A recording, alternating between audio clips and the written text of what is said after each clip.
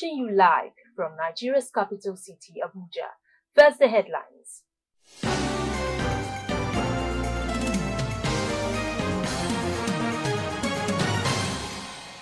Nigerians in Diaspora Commission (NIDCOM) partners National Identity Management Commission in achieving stress-free national identity number collection.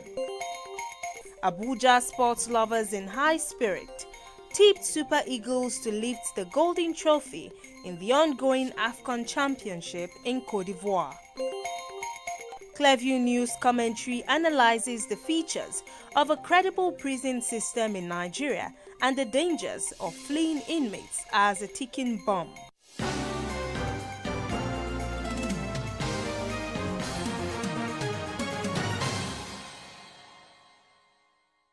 I am Gloria Atabi. These and more. Welcome. Nigerian star musician Damini Ogulu, also known as Burna Boy, has made it to the 2024 Grammys performer lineup. The Recording Academy announced the African giant singer, along with Luke Combs and Travis Scott, Monday. Other previously announced artists include Olivia Rodrigo, Billie Eilish, and Dua Lipa. Burna Boy was nominated in 3 categories for the 66th Grammy Awards, including the Best Melodic Rap Performance for Sitting on Top of the World, Best Global Music Performance for Alone, and Best African Music Performance for City Boys. The 66th Grammy Awards will be held on Sunday, February 4, 2024 at Crypto.com Arena in Los Angeles. Good news for Nigerians in the diaspora, as very soon they will be getting their national identity number (NIN) in a timely and stressless manner through the National Identity Management Commission's self-service applications. This disclosure was made known at a strategic meeting between the Chairman CEO, Nigerians in Diaspora Commission (NIDCOM), Abike Dabiri Erewa, and the DG CEO, National Identity Management Commission (NIMC), Abisoye Koka Odushete in Abuja.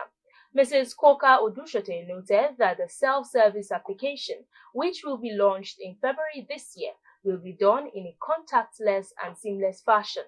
The NIMC DG further stated that since her assumption as the current head of the commission, one of her numerous lines of action is to form a stronger alliance with NIDCOM to provide quality service delivery and a hassle-free system for Nigerians abroad. In addition, the NIMC CEO informed that a diaspora focal point desk will be set up in NIMC office to resolve issues within 24 hours. She applauded Dabiri Erewa for her forward-thinking strategy, having recognized the pivotal role of the Diaspora Commission and plans to work extensively with NIDCOM. The chairman of NIDCOM, in her remarks, hailed the NIMC delegation for innovating a brilliant idea, noting that the system will easily allow Nigerians in the diaspora to link their NIN with their international passports. Similarly, all is set for the Chairman CEO Nigerians in Diaspora Commission, Abike Dabiri Erewa, to represent Nigeria at the 14th Global Forum on Migration and Development Summit, holding in Geneva, Switzerland from January 23rd to 25th. At the summit, under the auspices of Organization of African, Caribbean and Pacific States and Alifa Diaspora, the NIDCOM boss will deliver a lead paper on culture and narratives on migration as related to Nigeria. The 3-day summit has as its theme, Culture as a Potent Tool for Reshaping Narratives and Driving Positive Change in the Perception of Population Movement Due to Climate Change, Crossed Perspectives and Good Perspectives. Dabiri Erewa, as chairman of NIDCOM on behalf of Nigeria and Africa, will join Fiji and Jamaica in a roundtable panel discussion. The side event will allow OAP's countries to share their experiences, best practices, and planned initiatives related to the thematic roundtable, as stated in a letter signed by Dr. Ibrahim Norbert Richard.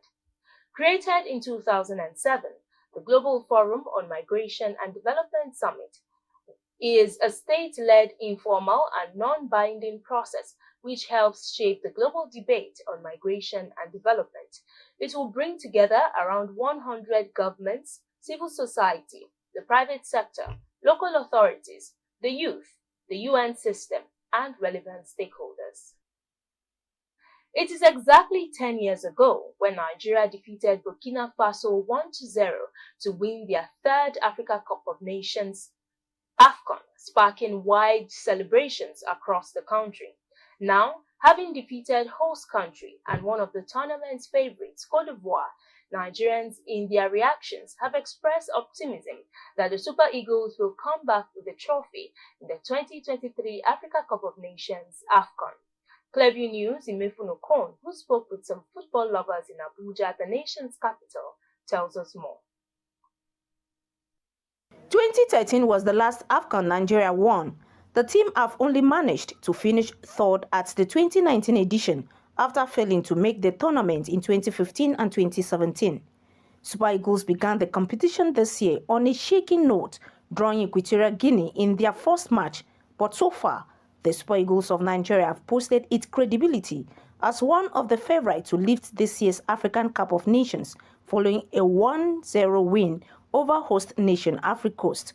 Some football lovers in their reaction said, with the performance of the Super Eagles so far, if they press on, they will lift the trophy. Nigeria always qualify as a best loser to go and carry the cup.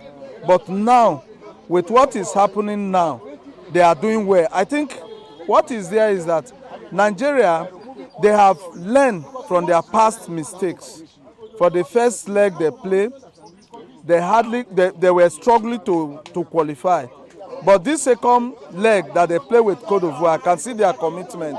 So if they continue today, and which they are going to win this match today, that means Nigeria is going to top the group. Which country will beat them again? Nobody. Nigeria is going far, and Nigeria is winning the cup. I don't see any team winning Nigeria.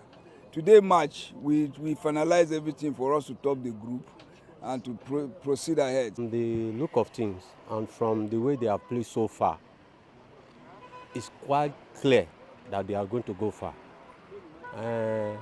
Having studied the way they have played and the quality of players they have featured in the two games they have played so far, there's no doubt they will qualify. You know, at a point, some were asking questions. Look at Victor Osimhen. He was performing there. What happened? A professional cannot miss that goal. But when he was determined, and it's all about excitement and all that. But if they are determined with the motivations available, they will be able to do it. For them to have hold the host country to ransom at that point, that means which other people? The only thing that they do, they have to work as a team, not them throwing pass to Mr. A or Mr. B, so that he will survive alone there. Football is all about teamwork. Without teamwork, they can't achieve their goal. But if they play today's match as a team, they will go far. Yeah, I think Nigeria will win the trophy for sure, because we have Osimhen, we have all the players that are capable to win the AFCON. The way I'm following up. The way I'm seeing them, the first match, draw. Second match, winning by penalty, which is to me is a Sherlock. Though there's no impossibility with God, but they have to work harder. If they must come home with trophy, their present tempo has to move on. If they remain like this, they go nowhere. Noting some lapses in matches played so far, sport lovers said Nigerians must avoid defeat against Guinea-Bissau to ensure a two-top finish. Yeah, I observed some lapses from Osimhen because he has been playing a bit rubbish. We don't have creative midfielders. That is the major challenge Nigeria have now. Our back is fine. Our goalkeeper is okay. The front is okay. But that creative midfielder that will be giving Osimhen that passes was not there. So we have lapses in scoring of goals. So what happened if we didn't have penalty? What happened if it's difficult? So our finishing, they should be able to handle it. You look at Victor Osimhen. It's not necessary that Victor Osimhen was meant to be scoring goal. He's meant to be scattering the attack in the region and be passing ball. So not giving more pressure on him that he will score goal. No, there are other players that can do what he is doing in the world. So what they need to work in is the finishing. the giving of the goal. The other aspect is okay, to hold them back. The finishing, scoring of goal. Because it's goal that determines, no matter how possessive you are, no matter how skillful you are, it's the number of goals that can happen. So we hope that they will look into finishing at that point. I think they should include Ahmed Musa in one of the matches. He deserves to play one of the matches. Ahmed Musa. We need to give him that honor, that respect. Yeah, there are some little lapses because our striking force is Chukwueze has to be Chukwueze. But I love the change the coach did last time by pulling out Chukwueze, bringing in Simon Peter. We need somebody who is strong in that position to Chukwueze wasn't in that match. He was pushing, but the coach understood the match and did the right changes, and we got the right results. Just the right changes, that's all we need. Nigeria is now locked on 4 points at the top of the group alongside Equatorial Guinea, with Africa Coast behind them on 3 points and Guinea-Bissau already eliminated after losing both games. Imefon Okon reporting for Clever News. Still in sports, former Super Eagles captain and 1980 AFCON winner Segun Odegbami has charged the present Super Eagles team to play like champions because he believes they will win a 4th AFCON title for the nation. I believe it. You are winning it. I've not done this before. I'm doing this because I believe it. I want you to believe it too. Not just belief as in belief for mouth only. No. It's genuinely from inside to go there now and start to play like champions because you are good. And confidently you can play it. You can play it. Oh, you can play it. I can see it. I saw one of the best and most masterful displays of the right wing in Aino. That's your last match. They should go and copy it and send it to every football school in the world. You want to know how to play that position. Look at how he played it. No, it's true. It's masterful.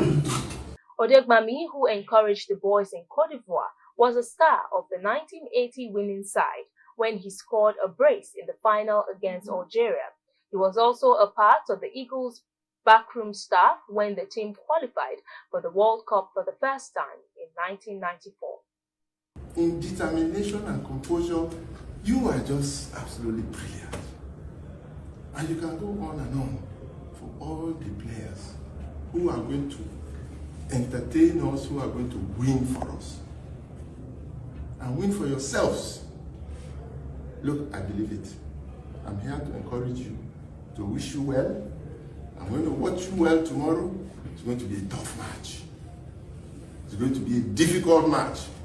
Because that's how it is in our tradition. When we win one and everybody is saying, oh yeah, the next one is easy, that's when it is difficult. So I don't expect an easy match. But confidently, calmly, coolly, take your time, do the things you know how to do best. Under any circumstances, you will win. I will be with you here till the end. Now, the details of the kidnapped victims of the Al-Qadiriya family continue to emerge following the release of the 5 abducted girls by their captors. The girls were abducted on January 2nd, along with the second born of the family, Nabiha, as well as their father, Alhaji Mansour Al-Qadiriya, from their home located at Zuma 1 area at the outskirts of Wari town in the FCT. An uncle to the children was shot dead by the bandits as he was leading a police rescue team to the house around 9 p.m. of the fateful day. The father was released 3 days later and ordered to provide 60 million naira ransom on or before Friday 12. However, unable to meet the demand, the bandits killed Nabiha, a 400-level student of biological science, Ahmadu Bello University, Zaria, around 9 p.m. on the dateline and jacked up the ransom to 100 million naira, which must be paid before last Wednesday. The 5 victims released are Najiba, a 500-level quantity surveying student, her younger sister, Nadira, 300-level zoology student, both of the Ahmadu Bello University, Zaria, and their twin sisters, Habiba and Hanisa. The 5th person is Madiya Isa Salahuddin, a 400-level student of microbiology, Bayero University, Kano. She is a maternal cousin to the children that joined the family during the school holidays. Meanwhile, the FCT Police Command, in a statement issued on Sunday through the FCT Police Public Relations Officer, SP Josephine Ade, had said the effort of the command's anti-kidnapping squad led to the rescue of the victims. However, the family countered the claim, saying that the girls were released after ransom was paid and not rescued. Speaking about the release of the five sisters, an uncle to the victims, Jamil Salman, said they received a call from one of the victims around 8 p.m. on Saturday that they were released by their captors and gave the details of the location. He confirmed that ransom was paid last Wednesday, though he declined to disclose the amount. The senator representing the Federal Capital Territory, Senator Ireti Kingibe, has lamented that all efforts to reach the FCT minister, Nyesom Wike, over insecurity in the capital city have been in vain. The FCT has been embroiled in heightened insecurity in recent months, with kidnapping for ransom and armed robbery becoming regular incidents in Abuja. But while speaking on a sister television station Sunday, the Labour Party lawmaker said she had made several efforts to discuss how to resolve the insecurity in the FCT with the minister without any success. The senator further said she raised an alarm earlier about the security situation in the FCT, but was told she was exaggerating. Kingibe, who is currently out of the country, however, assured the public that the Senate would invite the FCT minister on the lingering insecurity in the nation's seat of power. The Federal High Court in Abuja has nullified the passage of the 2024 Rivers State Appropriation Bill by the five-member faction of the State House of Assembly, headed by Edison Ehie and loyal to Governor Siminalayi Fubara. Governor Siminalayi Fubara, in December, presented an 800 billion naira appropriation bill for the 2024 fiscal year to the five-member assembly, which they passed into law. The faction moved the House plenary session to the Government House, Port Harcourt, amid the demolition of the assembly complex by Governor Fubara's administration. It was learned that the 27 members of the House of Assembly, loyal to the Minister of the Federal Capital Territory and immediate past governor of the state, Nyesom Wike, were absent during the plenary. The House had declared the seats of 27 lawmakers vacant. If you are just joining us, you're watching the news on Clearview News Desk. The way to get started is to quit talking and start doing. We will be back after this break. Stay with us.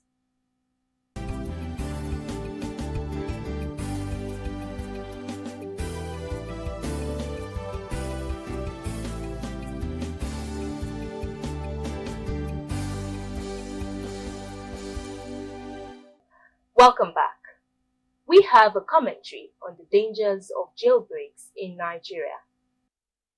The credibility of a prison system, indeed, depends on its ability to keep prisoners in custody. Hello, and welcome to our news commentary, which is on fleeing inmates as a ticking bomb. The last one to be heard was the invasion of Kuje Medium Detention Facility, situated a few kilometers away from the Federal Capital Territory, Abuja, by terrorists on July 6, 2022.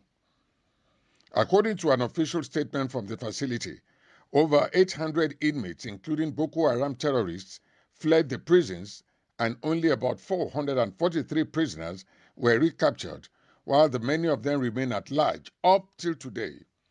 Reports showed that between September 2015 and July 2022, there have been about 15 successful jailbreaks across Nigeria's custodial centers, which resulted in the escape of over 7,000 inmates.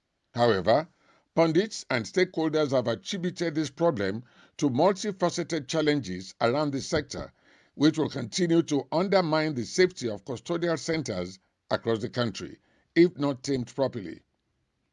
One of such is the institutional problem, where the prisons are overcrowded with an overwhelming number of inmates beyond their carrying capacity.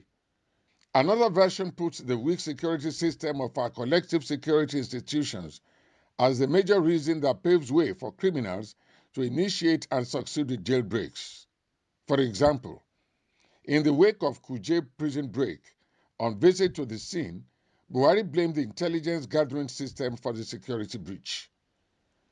In all these jailbreaks, only a fraction of the escapees were able to be recaptured by the security forces. As such, many of them got integrated back in the society and end up constituting nuisance. They further add more burden to our fragile security by committing various forms of crimes. The most obvious effect is a rise in violent crime robberies, kidnappings, armed attacks, hence terrorist acts have become more commonplace. The public is left vulnerable, always fearing random encounters with these escaped individuals. The consequences are many, as regular jail breakouts and the inability to apprehend escaped prisoners present a picture of a state with insufficient law enforcement and a subpar penal system. This will harm Nigeria's standing abroad, putting off foreign investment and travels, and possibly having an effect on commercial ties. Unarrested escapees from Nigerian jailbreaks have far-reaching and extremely worrying security ramifications. If this problem is not tackled, there is every chance that social order will collapse, violence will increase, and reputational harm will occur worldwide. Therefore, a multifaceted strategy is needed in order to address these challenges.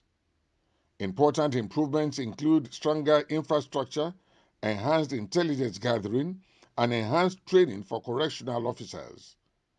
But these initiatives need to be paired with tackling the underlying issues that lead to crime, like social injustice, unemployment, and poverty. And on the foreign scene, at least 8 people have died and dozens are still missing after a landslide struck China's southwestern province of Yunnan. The landslide in Jiatong City happened this Monday, trapping 47 people. President Xi Jinping has ordered an all-out rescue in the area, which is experiencing sub-zero temperatures. The cause of the landslide remains unclear, but the remote mountainous region is prone to such natural disaster. More than 500 people were evacuated from their homes, and nearly 1,000 rescued workers were dispatched to the site.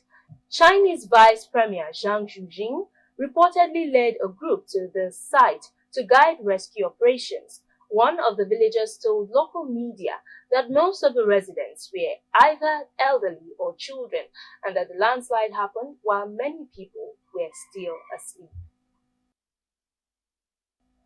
And that's the news. But before we go, a recap of the top stories.